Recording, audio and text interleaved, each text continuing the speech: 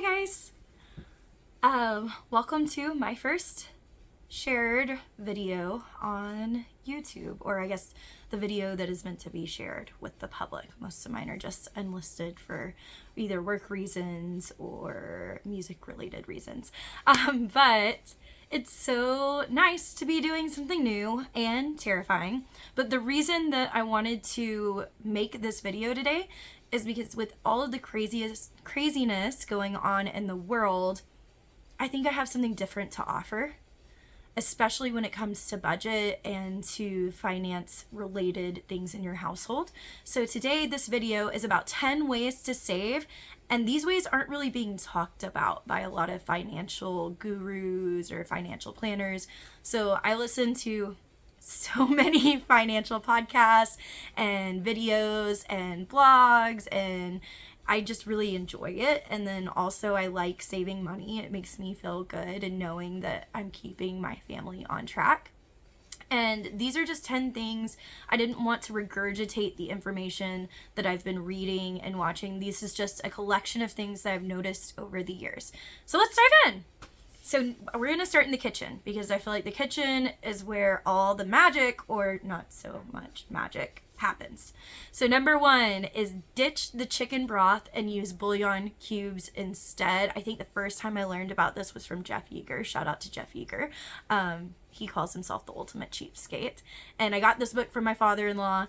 And so he said, use the bouillon cubes instead. Well, I'm not here to say use bouillon cubes. Use the granules instead. Because with the granules, you can control down to the teaspoon how much you need. And so there is no waste. Like, I used to probably spend $20 a year on chicken broth. And then after you open it and use it once, remember you have to use it within 2 weeks or throw it away. And so we would throw so much chicken broth down the drain. Now with the bouillon cubes, or bouillon granules, they usually last about 2 years. There's an expiration date on it that you can check, and it's usually multiple years. And so I spent $5 on this little jar of granules, and it lasts me for 2 years. So before spending $20 a year, 20 times 2 is 40, so that was $40 every 2 years. Subtract the $5 for every 2 years that I spend on the granules, and that's a savings of $35, which isn't a lot, but it's definitely better than some. And remember that when you save $35, it's not actually $35 because you had to go work for that $35. So you spent gas in the car. You probably spent something on lunch or made a quick little treat at least once a week before you went to work or after you got home from work that you wouldn't have made if you were not going to work. And then the clothes that you spend to put on, the electricity that you use to do your hair if you do your hair, the makeup that you use to put on for work. So $35 spent or saved is not $35. It's really like for every penny, it's 1.5 pennies to 2 pennies saved. So it's like 1.5 times to 2 times what you saved. So maybe you saved like $50, and that's much, much better. And then don't forget that taxes are taken out of your paycheck. And also the higher that you move up in the tax bracket, the more that your taxes are. So if you save money and you also make less, you're saving even more money, if that makes sense. Number 2, use an air fryer to make or bake your small quantities. We are in a family of 2 humans and 4 pets, so this is a lifesaver for us. I was really scared to get an air fryer because I heard how great it was, but sometimes there's just the hype, and then within 2 years it kind of goes out. But once I got the air fryer, oh my gosh, it saved so much. Our oven is old. Heats up the whole house. It uses a lot of electricity, and for a family of 2, we just don't need the size of a whole oven. The air fryer fixes that problem. It uses a lot less electricity. It doesn't heat up the entire house, and it usually cooks our food better than the oven. So that has been amazing. Number 3, try to buy fruits and veggies for under $2 a pound. If you can get it under $1 a pound, that's even better. For reference, I live in Central Texas. Not all of our stuff is under $1 a pound. Like, that's a really good sale, and it's usually a seasonal sale on citrus or apples.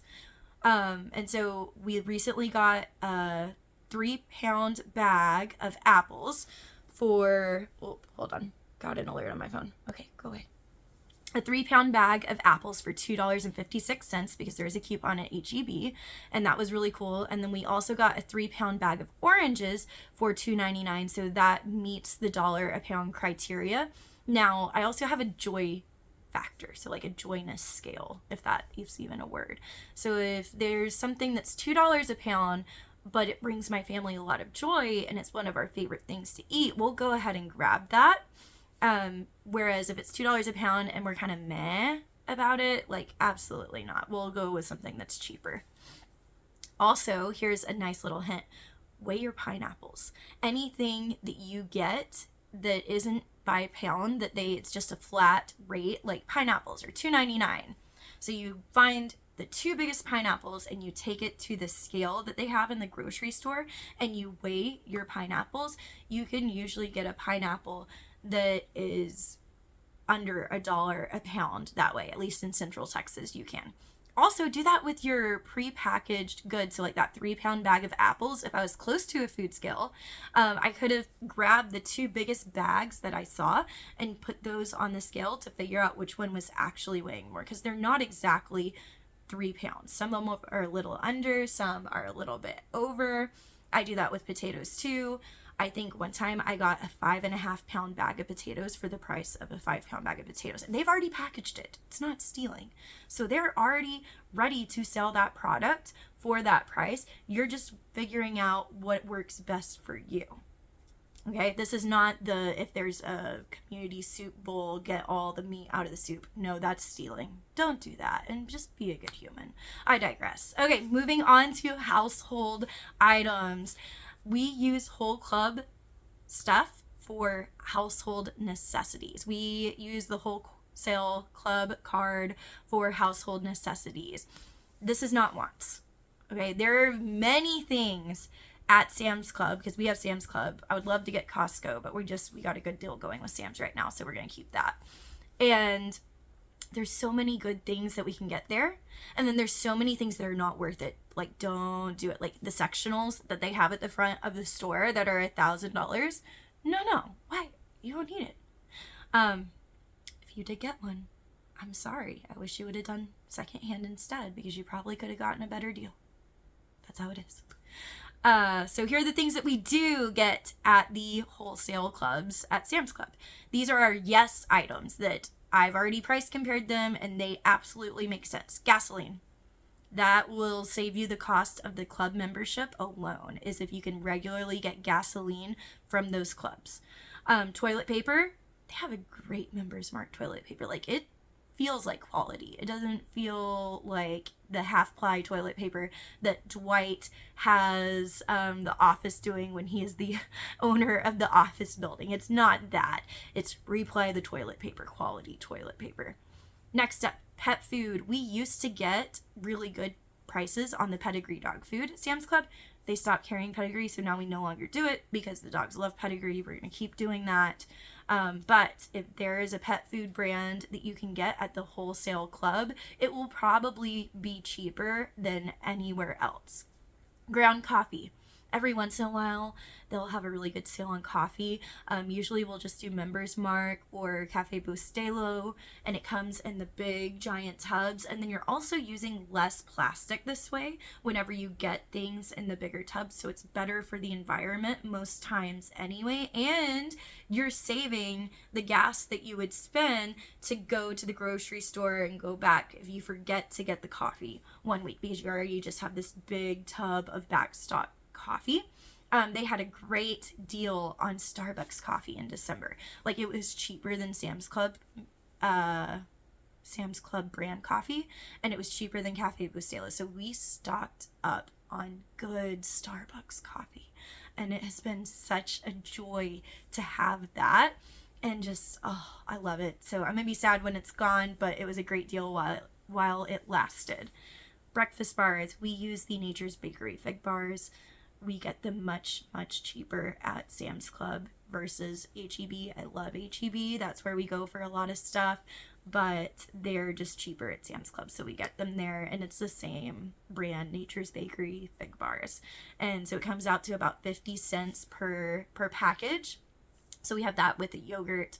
and it keeps our cost of breakfast on the go, which we're both educators, so that's great for us, under $2 for that breakfast.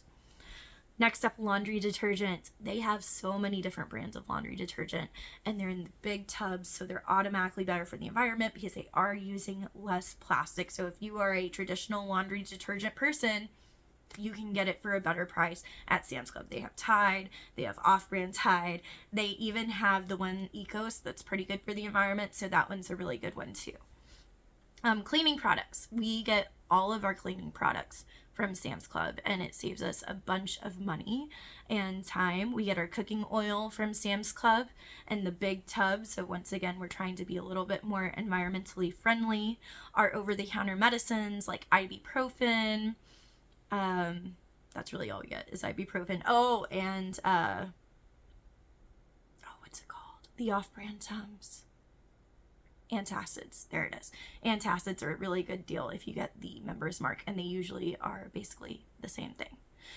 Toothpaste we get from there. We both use Sensodyne because we have sensitive teeth, and this has been saving us $1 to $2 on each tube of toothpaste.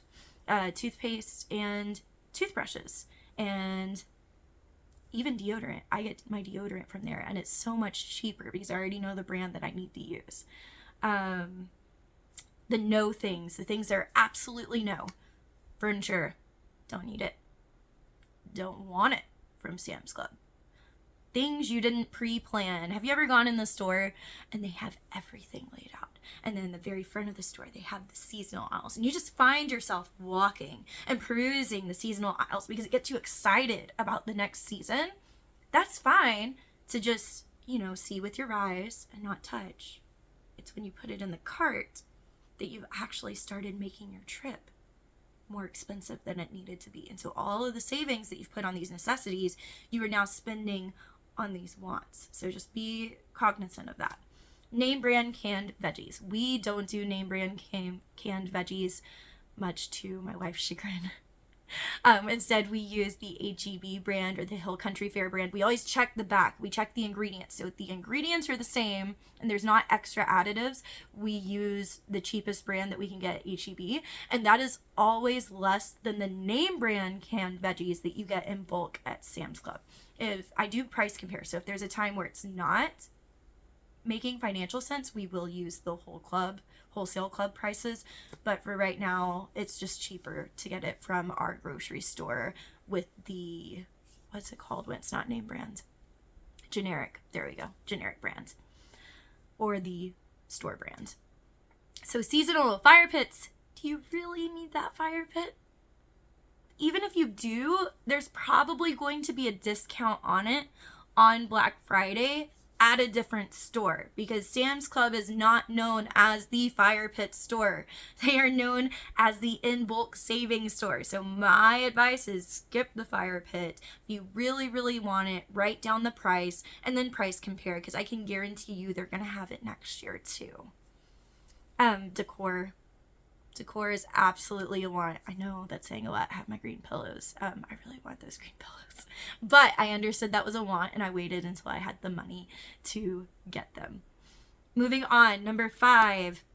This one was huge for us. We got this one from the Going Zero Waste. We're not actually a zero waste family. That didn't work out for us, but we do try to save where we can and help the environment where we can. So it's switching to bar soap versus the body wash. So you've all done it. We've gone to Walmart or Walgreens or HEB and we see all this cute scented body wash or Bath and Body Works, and we're like, ooh, that smells pretty. I want that. But what we're actually doing is we're paying a lot more for body wash than we need to, scents and all, and it's packaged quite small. So it's a lot of plastic that goes into this small little body wash versus bar soap. So we get this Dove sensitive skin bar soap from Sam's Club, and it lasts us for 1 or 2 years, and I think the cost of it is $11 versus we would pay like $6 for a body wash every 3 months. So that's $24 versus the $11 once every other year. So it's quite a bit of savings, quite a bit. and you're helping the environment. Like, yes, I know in the Dove bar soap, it's packaged with like a thin layer, but the bars of soap are actually packaged in the cardboard that's recyclable. It's also compostable, so you can use that instead, and it just turns out to be better for your wallet, better for the environment. Okay, moving on. Number 6 is go quality where it counts, and always check the resale stores. My Facebook algorithm knows who I am, so I always see all of these landfills filled with clothing. Fast fashion, not great for us, not great for our future. So if you can find quality clothes and keep them for a long time, that is going to save you money, it's going to save you time, and it's going to help our planet. So I always go to the resale store for any outer clothing I have, like my undergarments. No, I don't go to the resale store for that, but like my shirts, my pants, my shorts, even sometimes shoes, I'm careful with that, I will go to the resale store. And what I find is when I'm going through the clothing, I go for the clothes that look like they're in good condition, that have a pretty good brand name on them. So, well, really 3 things. So good condition, check the brand name, because I'm not going with that Walmart brand because it probably won't last. I'm not going with H&M because that probably won't last. And the third thing is I don't buy the clothes unless it has that 50% off price tag that Goodwill usually offers, because they have gotten, as thrifting has gotten popular, I've seen this. Because I've been thrifting since 2014, and so it's been doing this. $6 for a used shirt. No thank you. I will wait for the 50% off tag, and they change these tags like every day of the week, the color that's 50% off, so you can go a different day. If there's like a color tag on a shirt that you love and it's not on sale that day, now you risk losing that shirt to someone else buying it. But if you really want that shirt at that discounted price, just come back on a different day. They might have that price tag color set to 50% off, and you can buy it then. So I also look for the quality brand clothing, like Express. Oh, that'll probably last me a while. Or there's other brands that I can't think of right now. They're sitting in my closet that I have really enjoyed, like Lucky Brand for the pants. I really enjoy their pants for my work, and they last quite a while. If you look at what I'm wearing my painting shirt, so there's a couple of holes in it, but this is my orientation shirt from my college back in 2011. So I've had this shirt, it's not my painting shirt, for 15 years. I have on wind pants that I have had since 2014, and there's holes, but they're my painting pants now. See, you can see my paint. But yeah, so I haven't had to buy new wind pants or a new painting shirt since 2011. That's 15 years. Imagine how many fast fashion pieces of clothing I would have had to buy in that place, pay that money, and would now be sitting in a landfill if I didn't just keep and reuse this quality clothing over and over again until I couldn't get any more use out of it. Also, at Goodwill, towels are really nice. Just check the name brand, because you shouldn't be paying $4 for a Mainstays brand towel. And I also make sure it's 100% cotton. Otherwise, it's not worth my time. And if it's 50% off and it's $2 instead of the $4, that's even better. You do have to check prices at resale stores now, because sometimes, because the demand has gotten so high, they will charge the same as the normal store, and that just kind of voids out its worth. All right, also puzzles. I love puzzles. Love puzzles. There's no reason to spend $12 on a puzzle when odds are I'm not going to use it again anyway, and I'm going to donate it after. So I'll go to the resale store, I'll get the 50% off on the puzzles, pay $3 for a puzzle, have my fun, decide that I'm done with it, and then donate it back to the resale store with all the pieces. Number 7. So number 7 is, are you double dipping vices? This one was, I think I got this from Jeff Yeager too, and I had never thought about it before. So for an example, you buy multiple 12 packs of soda, but you're also paying to go to the gym because you want to lose weight. You're buying multiple 12 packs of soda, but then you're paying for a gym membership, and you're going to a gym and spending the gas money for a gym and buying the clothes for the gym and buying the supplements and the smoothies to lose weight. That doesn't make sense. Like, you could just, like, don't take out the gym because obviously you're there for a reason, but cut out the sodas. The sodas are a want. So there's multiple things that are like this that I'm not going to go into detail. I don't want to hurt anyone's feelings, but just food for thought, let it ruminate, that you could be saving money on. For instance, eating a ton of sweets, not just like the normal amount, but eating a lot of sweets, and then having to go to the dentist to get those cavities filled. Not only are you paying for your cavities to be filled, you've already depreciated the value of your teeth, and you spent money to pay to get your teeth that way. Whenever that was explained to me, I was like, oh my gosh. Boom. Mind blown. I love that. I think that's probably the piece of advice that has made me be intentionally more healthy, and it makes sense. All right, last thing about that. Your health is your best investment, especially with everything that's going on in our healthcare system. If there's a way for you to avoid needing that medication, if there is a way for you to avoid needing that insulin, and that doesn't work for everybody because there are hereditary factors, and I get that, then please try it with your diet first. Your health is your best investment that you have. I know that things happen that are outside of your control, but there are also a lot of things that are in your control that you can start using today to help you for the next 30 to 40 years.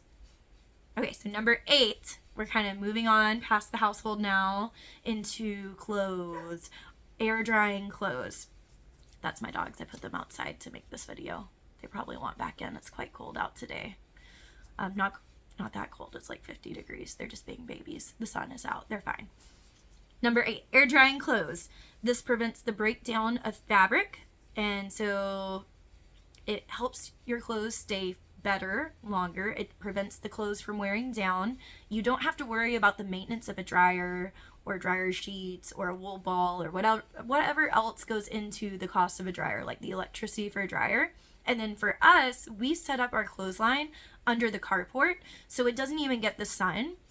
So your clothes don't get the sun stains.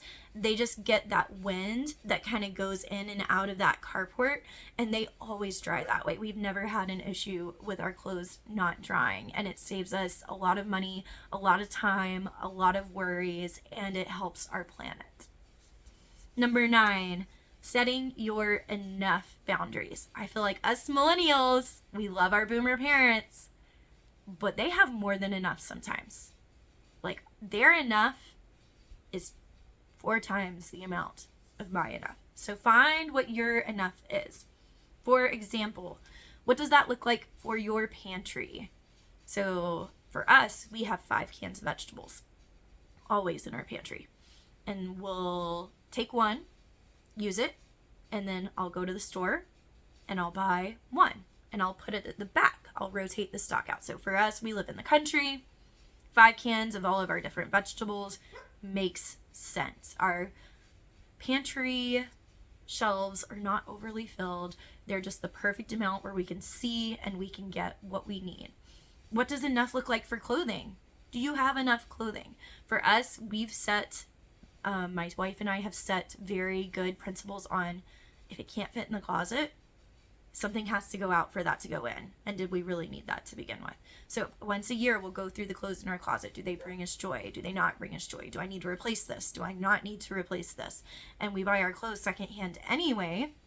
But I don't think I've bought clothes at all this year or last year. I think it's been about 2 years for me. And the clothes in my closet still bring me joy. I actually have less than half of the closet now. My wife has a little bit more than half of the closet. But it makes sense because they have more clothes that bring them joy than I do. But we know what our enough is, so it's not like we're going to run out of space. The worst thing you can do is rent a storage unit for your things. Your things are costing you money when you have to do that. So make sure that your enough fits in your house, that your enough brings you joy, and that it brings you a peace of mind because you can still see everything that you need. If you don't figure out what your enough is, you're going to keep buying things because you don't know that you have enough. Kitchenware. That's a big one. They're going to try to tell you that you need the veggie slicer, you need the veggie spiral creator for the little pasta, that you need the 3-in-1 newest gadget that is going to revolutionize cooking. Rarely is that the case. Like I said, the air fryer was a good purchase. I have a bread maker on my counter, and it might be a mistake because I have made 0 bread. We'll see. I'm going to try to change that, but we'll see. Number 10, this is more about our environment and the planet. We are on a well, a very cantankerous well, but that's okay. We love her still. And so whenever we went through the drought, our well went dry. Not only did our well go dry, but 3 other people on our street, their well went dry too. And we did not have the money to dig down further and get more water that way. And also because our piping that was in place, we could not dig down further. So they would have had to dig a whole new well. That would have been $45,000, and we just didn't have it at the time. So I said, you know what, we're going to wait it out. And so we started changing the way that we did things. Your dishwasher is great water saver. So we only use the dishwasher. It uses about 4 gallons of water.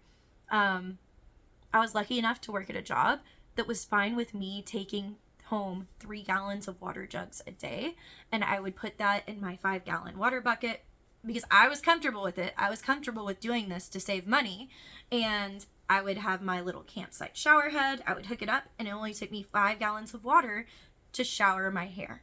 And it was really nice water because it came from the city where it's already pre-treated, so it was actually doing really good things for my hair.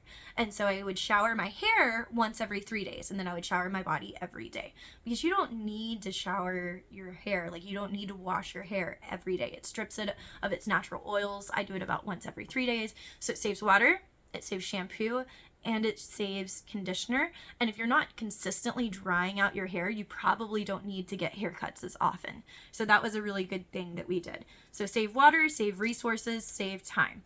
If you do have a gym membership and you use it, great. Could you shower at the gym? Like, do they have showers that you could use?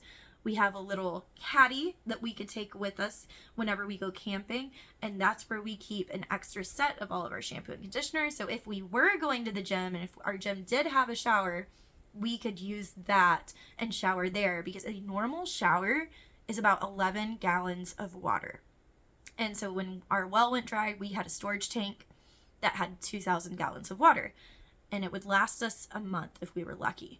And it was $450 to fill up. So that was over $5,000 a year on water, and saving that water meant so much to us because it was so precious. Also, refill stations for your water bottles throughout the day.